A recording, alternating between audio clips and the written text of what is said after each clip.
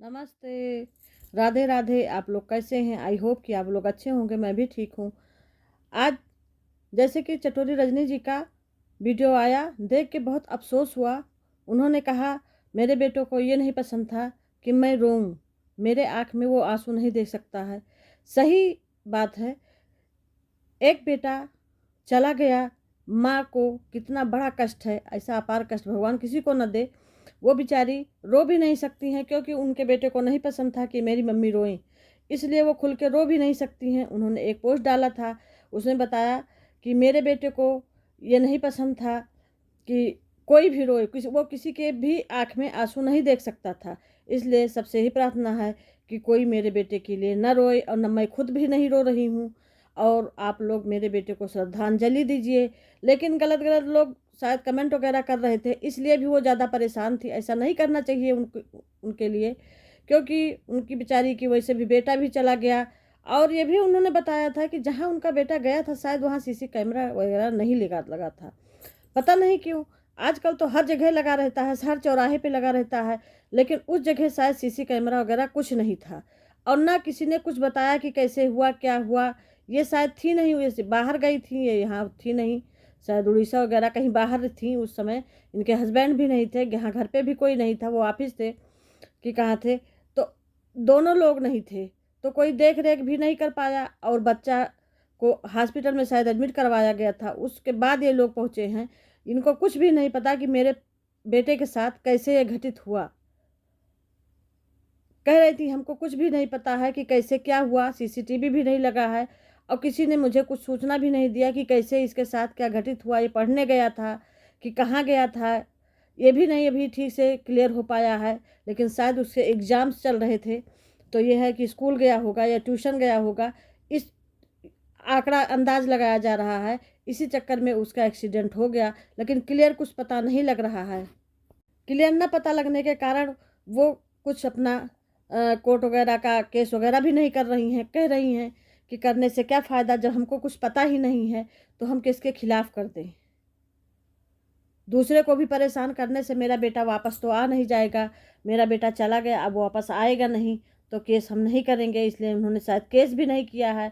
और उनका कोई एक छोटा बेटा है कि मतलब उनके साथ रहता है, जो कोई भी हो, उनका दोस्त, एकदम फैमिली मेंबर टाइप है। तो वो भी एक कोई चैनल चलाता है, उसके चैनल पे गलत गलत लोग कमेंट कर रहे हैं। ऐसा कदापि ना करें, किसी के जो है ठेस ना पहुँचाएँ, किसी को दुःख ना पहुँचाएँ, हम तो यही कहेंगे। वो बहुत ज़्यादा परेशान थी, भावुक थी, और सबसे ही प्रार्थना कर रही थी कि उल्टा-सीधा कमेंट ना करें, क्योंकि वो लड़का भी बहुत परेशान है, मेरा छोटा बेटा भी बहुत परेशान है, वो मेरे बेटे जैसा है, वो भी बहुत परेशान है। तो इसलिए उल्टा-सीधा कमेंट ना करें, और अगर हो सकता है तो उसको श्रद्धांजलि दें। हम तो यही कहेंगे, भगवान जहाँ भी रहे उसकी आत्मा को शांति दे, तरण जैन की आत्मा को शांति दे। और उनके एक माँ ही आज इतने बड़े दुःख से गुज़र रही है, तो किसी को भी ऐसा एक माँ के साथ कमेंट वग़ैरह नहीं करना चाहिए। अब शायद उसकी उम्र इतनी ही थी, उसको जाना था, बीच में छोड़ कर के अपने माँ को, तो चला गया। तरुण जैन ने कहा था कि जैसे ही हमारे एग्ज़ाम्स ख़त्म होंगे हम पार्टी करेंगे। तो तरुण जैन की माँ रजनी जी ने वही किया जो उनके बेटे को पसंद था।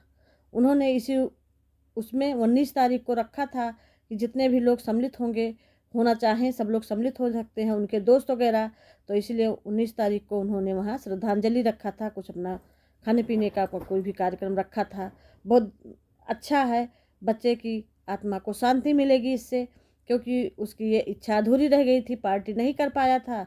बीच में ही शायद ईश्वर को यही मंज़ूर था, बुला लिया। तो जो-जो उनके लड़कों को पसंद था उन्होंने वही किया। अपने आँसू को वो बेचारी बहुत रोक रखी थी, बहुत कठोर बन के दिखा रही थी, लेकिन फिर भी उनके आँखों में आँसू आ गया। एक माँ का दर्द माँ ही समझ सकती है। एक इतना बड़ा माँ का दर्द होता है कि माँ पता नहीं कैसी इतनी कठोर बन के बेचारी रह रही हैं, वो तो वही जानती होंगी। आज तो वो बेचारी बिल्कुल अकेली पड़ गईं। उनका इकलौता बेटा था, और बच्चे शायद नहीं थे, शायद एक ही लड़का था। इसलिए बहुत भारी कष्ट, अपार कष्ट है, और एक माँ के लिए ये तो बहुत बड़ा कष्ट है। खाते पीते सोते जागते कैसे वो रह रही होंगी, ये तो ईश्वर उनको सहनशीलता दे, ईश्वर उनको सहने की शक्ति दे। हम यही ईश्वर से प्रार्थना करेंगे, जहाँ भी उनका बेटा रहे भगवान उसकी आत्मा को शांति दे, ऐसा किसी के साथ भी ना हो पाए। लेकिन सबसे ताज्जुब बात ये है कि वहाँ एक सीसी कैमरा नहीं, उनको कुछ पता भी नहीं चला, जबकि बच्चे को हॉस्पिटल में एडमिट कराया गया था। जैसे कि वीडियो अगर हम देखे हैं तो बच्चा बहुत परेशान था, तड़प रहा था।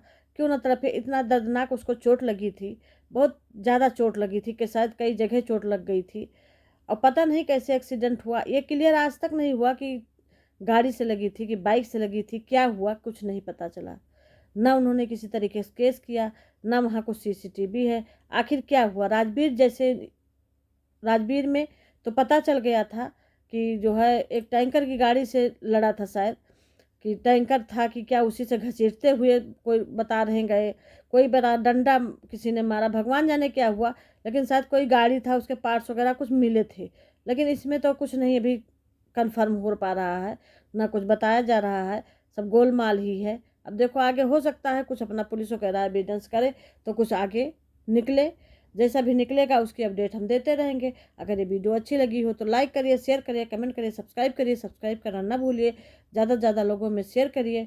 और एक बार आप लोग फिर हाथ जोड़ के तरन जैन के लिए प्रार्थना करिए कि भगवान उनकी आत्मा को शांति दे।